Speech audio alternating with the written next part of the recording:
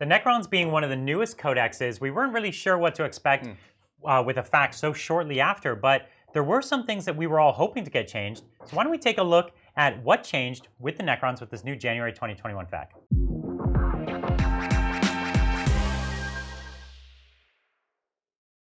So the Necrons here, there were some things that a lot of people had wish lists of things to change, but they actually took a really light hand in changing the Necrons here, and they're all stuff that I think was really warranted. No crazy surprises here. So why don't we dive in and take a look at a few of them. I think one of the first ones that's very welcome is a 30-point reduction to the Canoptic Reenergy. Yes. So exciting. This guy was a really cool model, really interesting concept, but he was just way too expensive for what he did. Yeah, he's 110 points before. 110. And he just gave +1 to reanimate. That's right.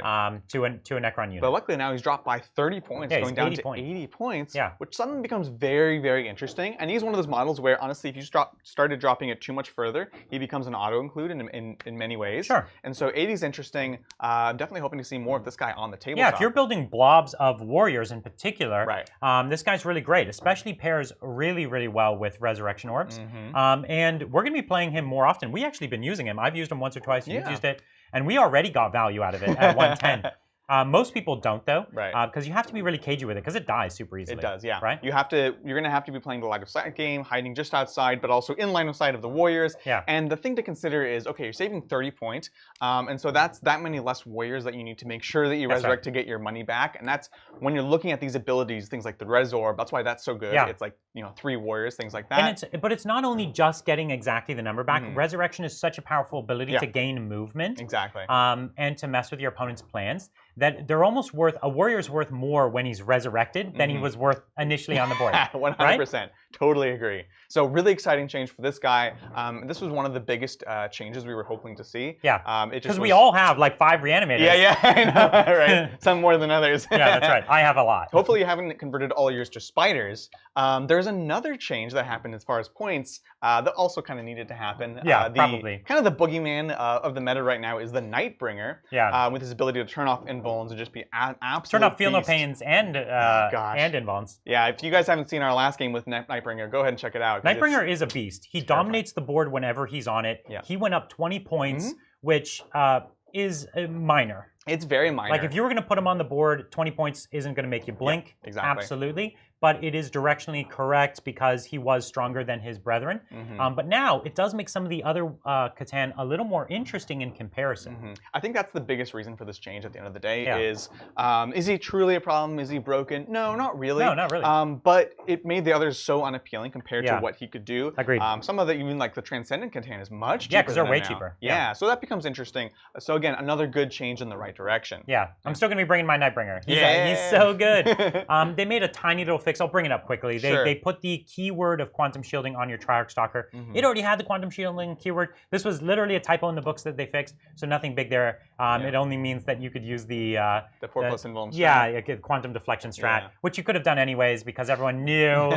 So don't worry about that. But there were changes to the game overall. These are changes to the mission that have some minor impact on the Necrons. Yeah, that's right. The biggest one as far as impact to Necrons is the fact that going first is changed, right? Now, when you roll off to see who goes first, whoever rolls highest has to go first. That's right. Now, this is an interesting change that forces you to actually solve new problems, right? Yeah, you would think that this impacts all armies equally, but it doesn't. It does not. Right? Because some factions have the ability to move before the game or react to the dice roll, whereas other factions do not have that ability. That's right. So speaking of Catans, the Deceiver becomes extra tasty now.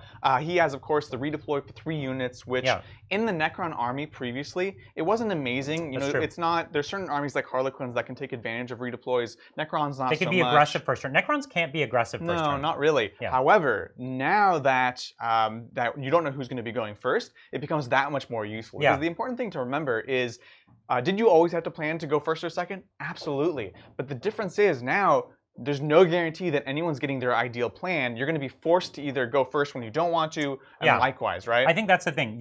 I think you'll end up going first more than you wanted to. Yeah. That's the change. Yeah. Because you could always plan to go second, and armies would almost always want to take first, and you could always give up first. But now you're going to end up going first more, which actually matters because if you're deploying defensively, which is how you used to deploy to go second, if you end up winning the roll to go first, you might be too far back to take advantage of that. Yep. Exactly. The Deceiver lets you take your units from behind the ruin, put them up on the line, and move up. There's also, of course, the Relentlessly Expansionist Dynasty trait, if you're taking that custom Dynasty.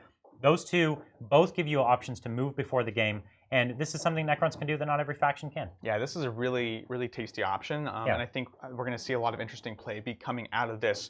Because the important thing to remember is it is a pre-game move, both forwards and backwards, sideways if you want, right? So it's all about essentially redeploying. It's not always just about being purely aggressive or purely defensive. That's so true. Some nice little tricks that kind of came out inadvertently from the change to the game, which is also a good change. So. Yeah, I think it's also worth bringing up that they changed Bring It Down. And Necrons, the best lists you're seeing out there right now are not vehicle heavy. Correct. But the Necrons have a huge range of vehicles, a huge range. And there are some cool lists you can build there. And now those aren't going to be very punishing for you because they were already worse than your infantry list. Right, exactly. And then they gave up secondary points. So now at least you're not giving up the secondary points. You're just losing a bit of the efficiency that those silver tides give you. Yeah, there's definitely a theme to this FAQ, which is encouraging diversity, right? Yeah. And so it's kind of bringing up certain things that need bringing up, maybe adjusting things that were a little too popular. And at the end of the day, whether these are good or bad changes for your army, think of it in terms of giving variation, giving variety, and giving you more choices. So really exciting changes, and I'm happy to see what they do moving forward. Speaking of choices, the one wish list thing I didn't get is I want the core keyword on my destroyers. Give me the core keyword on the destroyers, James. We want to run all destroyers lists. I need it. And also make the Scorpec Lord count as a lord for my command protocols. Yeah. Just come on, give me a destroyer-based army. Next fact, I'll be waiting. If you don't, I'll write you lots of letters. That's right, James. All right, well, hopefully this was helpful for you guys. Extremely helpful. Extremely helpful. There was a lot of information, and it kind of affects all the factions differently, so we wanted to give that information specifically for you Necron players and you opponents of Necrons as well. So let us know in the comments below what you thought of it, how you're going to be adjusting your army, or if not even... What's your wish list for the next pack? Do you want the Praetorians to also have core as well? Yeah, me too. So as always, if you enjoyed this, do like and subscribe, and we'll see you guys very soon on the Tabletop.